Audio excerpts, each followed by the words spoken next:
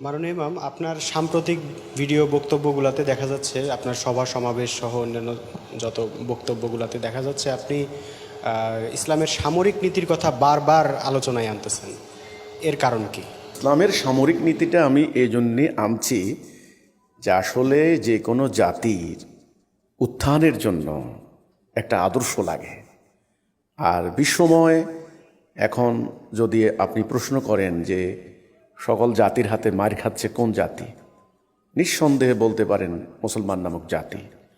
হ্যাঁ, এই হিন্দুর হাতে মার খাচ্ছে, ইয়াহুদির হাতে মার খাচ্ছে, খ্রিস্টানের হাতে মার খাচ্ছে, বৌদ্ধের হাতে মার খাচ্ছে, ওই কমিউনিস্ট চীনের কমিউনিস্টের কাছে মার খাচ্ছে, নিপীড়িত হচ্ছে, উদ্বাস্তু হচ্ছে। মানে যার পায়ের কাছে আছে, একটা ফুটবল যেরকম, একটা ফুটবলের ভাগ্য কি হয়, ফুটবলের ভাগ্য হয় যার পায়ের কাছে যায় সে লাথি মারে। মুসলমানদের কিন্তু সেটা হয়েছে। এখন এই দুরবস্থা থেকে আমি মনে করি মুসলমানদের বাঁচানোর জন্য, কারণ দুনিয়াতে এখন সামরিক মানে যে অবস্থা হচ্ছে, সামরিক আগ্রাসন, এটা বলতে পারেন সামরিক আগ্রাসন মানে মিলিটারি অ্যাগ্রেশন, এটা কিন্তু হচ্ছে। দ্বিতীয় বিশ্বযুদ্ধের পর তো ভয়াবহ আকার দাঁড়িয়েছে। পুরো মুসলমান বেল্ট, ইসলামী বেল্টটাকে একসময় ব্রিটিশরা দখল করেছে, কিন্তু সামরিক শক্তি বলে। তারা কিন্তু নির্বাচন দেয় নাই, ভোটে দাঁড়ায় নাই যে আমাদেরকে চাও না কারে চাও। তারা কিন্তু একেবারে সামরিক শক্তি বলে মিলিটারিলি কিন্তু মুসলমানদেরকে মানে তারা পরাজিত করেছে।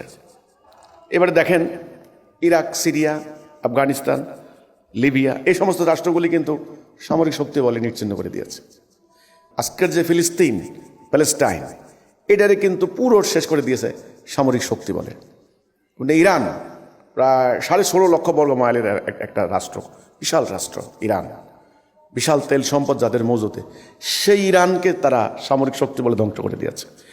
কাজেই এখন বিশ্বটা কিন্তু যুদ্ধের পরিস্থিতির মধ্য দিয়ে যাচ্ছে। আমি মনে করি সামরিক সক্ষমতা, সামরিক জ্ঞান, সামরিক শিক্ষা, এটা মুসলমানদের এখন খুব জরুরি হয়ে পড়েছে। যদিও ব্রিটিশ আমল থেকে মাদ্রাসা শিক্ষার মাধ্যমে আমাদেরকে সামরিক প্রজ্ঞা, সামরিক শিক্ষা থেকে আমাদেরকে পরিকল্পিতভাবে দূরে সরিয়ে রাখা হয়েছে।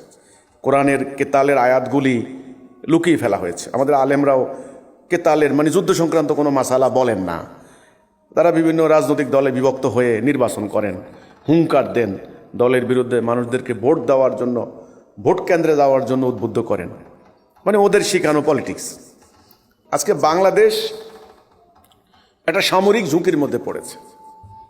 আমি বলবো কেন, বাংলাদেশের এখন যিনি প্রধান আছেন, ইন্টারিম গভর্নমেন্টের প্রধান ডক্টর ইউনূস সাহেব, তিনি নিজেও বলেছেন, যখন ভারত পাকিস্তান খুব যুদ্ধের মুখোমুখি অবস্থা এটা দাঁড়িয়েছে, তিনি নিজেও বলেছেন যে একটা সর্বাত্মক যুদ্ধের প্রস্তুতি নিতে হবে, পরিপূর্ণ যুদ্ধের প্রস্তুতি নিতে হবে।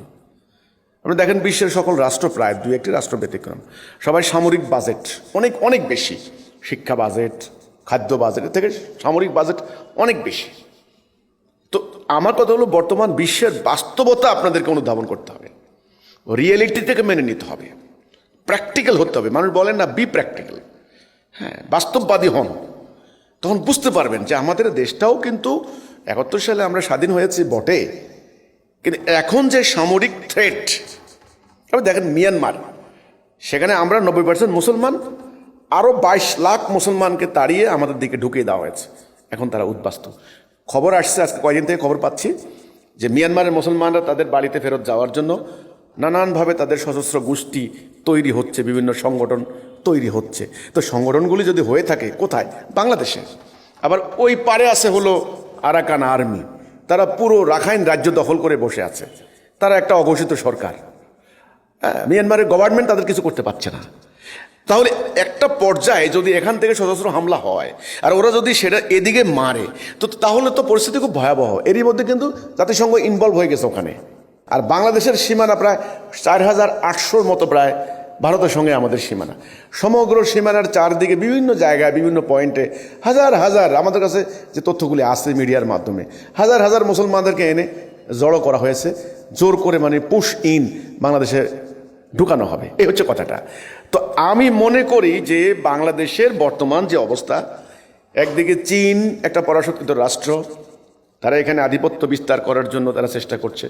আরেকদিকে আমেরিকা, তাদের দীর্ঘদিন থেকে তাদের একটা পলিসি আছে, ওই যে কয়েকটা রাজ্য নিয়ে, ভারতের 3-4টি রাজ্য, আপনার নাগাল্যান্ড, মিজোরাম, মণিপুর, এগুলা, মিয়ানমারের 2টি রাজ্য আছে, চীন আর একটা রাজ্য, আর আমাদের 2টা পার্বত্য জেলা মিলে প্রায় 2.25 লক্ষ 2.5 লক্ষ বর্গ মাইলের একটা জায়গা।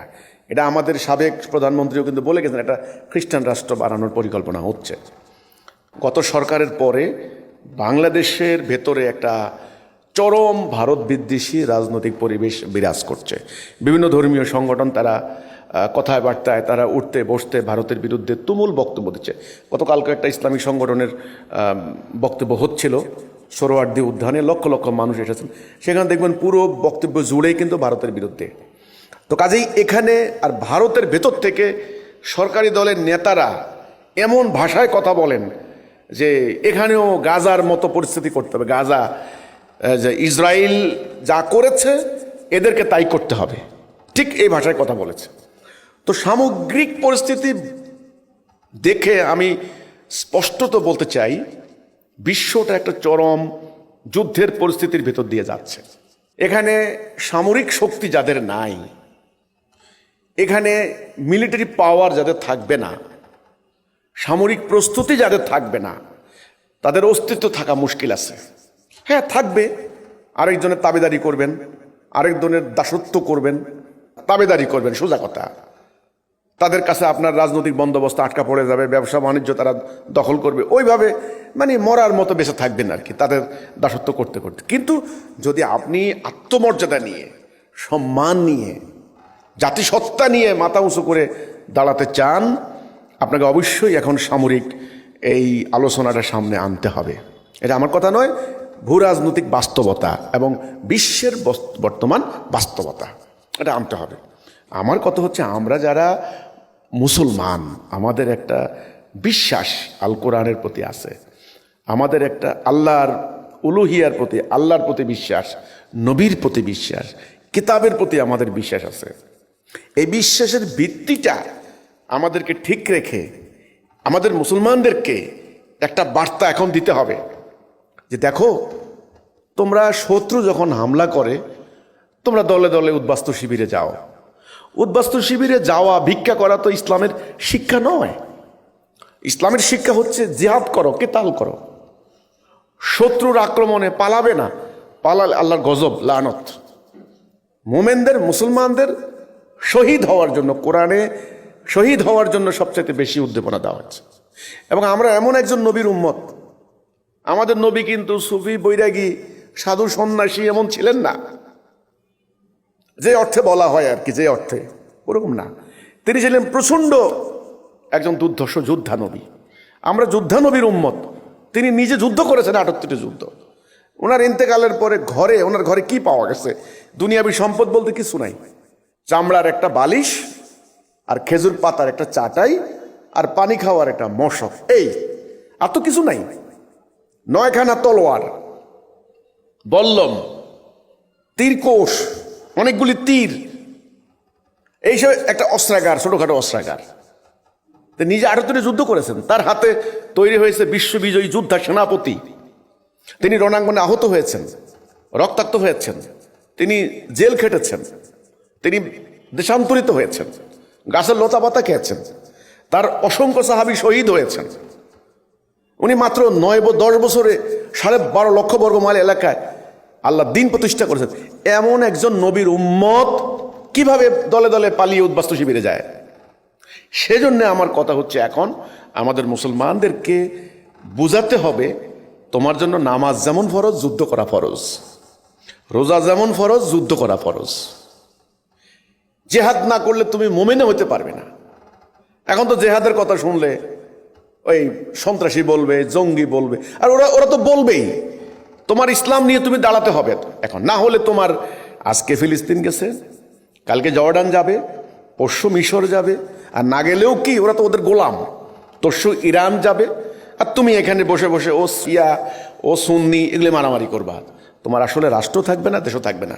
সেজন্য আমি বলি, বাস্তবতায় আসেন। আজকের এই প্রাসঙ্গিক, এই সমসাময়িক এই পৃথিবীতে আমি মনে করি একটা সামরিক প্রস্তুতি, জনগণকে একটা ন্যূনতম সামরিক শিক্ষা, অন্তত সামরিক সচেতনতা শিক্ষা দিতে হবে জনগণকে। একেবারে আমি উত্তর দক্ষিণ কিছু জানি না, একটা সাইরেন বাজলে, আরে এখন যদি বিমানের সাইরেন বাজে বাংলাদেশে ঢাকা শহরে, এরা বুঝবেও না সাইরেন কি জিনিস, সাইরেন বাজে কেন, হা করে আকাশের দিকে চাই থাকবে, ততক্ষণে শেষ। কোনো সচেতনতা নাই, কোনো সজাগতা নাই, কোনো অ্যাওয়ারনেস নাই। আপনি দেখেন আমার কাছে একটা বই আছে সিরাতে রাসূলুল্লাহ, রাসূলুল্লাহর সিরাত গ্রন্থ, রাসূলুল্লাহর জীবনী নিয়ে যতগুলি কিতাব লেখা হয়েছে এটা হলো সবচাইতে প্রাথমিক। প্রথম 100 বছরের মধ্যে কিন্তু এই কিতাবটা লেখা হয়ে গেছে। এখানে পুরো কিতাবের মধ্যে মানে রাসূলুল্লাহর জীবনী, ইবনে ইসাক, সিরাতে ইবনে ইসাক, এটা শুধু যুদ্ধ আর যুদ্ধ আর যুদ্ধ। কি করে মুসলমান আলেমরা, মুসলমানরা যুদ্ধ ভুলতে পারে? যেই কিতাবে সবচাইতে বড় পুরস্কার রাখা হয়েছে রণাঙ্গনে শহীদদের জন্য, সেই জাতি যুদ্ধ ভুলে আজকে ওরা যুদ্ধ করে, ওরা মিসাইল বানায়, ওরা আজকে অ্যাটম বোম বানায়, ওরা আজকে আপনার হলো ড্রোন হামলা করে, ওরা আজকে সমস্ত সামরিক বাজেট ওদের। আর আমাদের সামরিক সচেতনতাও নাই, সামরিক প্রস্তুতিও নাই, স্ট্র্যাটেজিও নাই, জনগণকে ন্যূনতম সামরিক শৃঙ্খলাও নাই। দেখেন যে মুসলমানদের নামাজ, 5 ওয়াক্ত নামাজ, আল্লাহু আকবার, এ কথা বলার সাথে সাথে কাতার ধনুকের শিলার মতো কাতার সোজা করতে হবে। একজন ইমামের নেতৃত্বে আল্লাহু আকবার বলে নামাজের ইমামতি, মানে নামাজ পড়তে হবে ধরি 5 বার। এটা কি? এই নামাজের সাথে পৃথিবীর সমস্ত সামরিক বাহিনীর কুচকাওয়াজের সঙ্গে মিলে দেখবেন, একেবারে কাঁধে কাঁধ মিলিয়ে তারা রুকু সেজদা করতেছে, উঠবস করতেছে।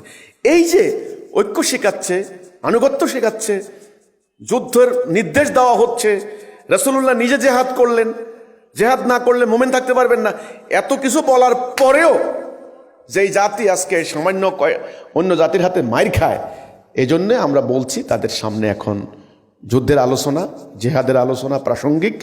এবং আমাদের দেশের সরকারকেও আমরা বলেছি সামরিক নীতি অত্যন্ত স্ট্রংলি নিতে হবে, আর কোনো ধরনের গাফিলতি চলবে না যদি আগামী দিন বেঁচে থাকতে হয় বিশ্বের দরবারে। এই জন্য